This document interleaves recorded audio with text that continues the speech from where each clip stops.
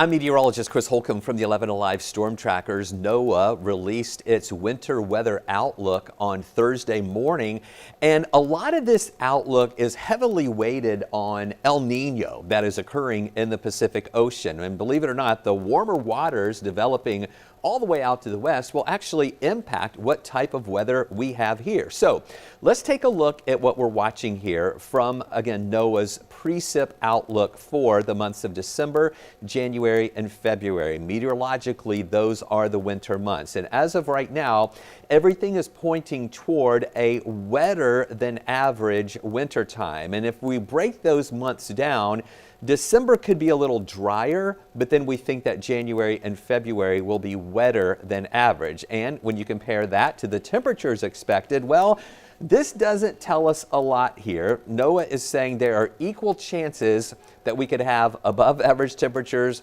to below average temperatures. So we want to take that another step further because this is an El Nino year. And as I mentioned, that warmer water in the Pacific kind of disrupts the weather patterns a little bit and has an impact on us. So based on the type of El Nino that we think we're going to be seeing this year, that leans more toward not only a wetter period for the wintertime here in the southeast, but also it could be cooler.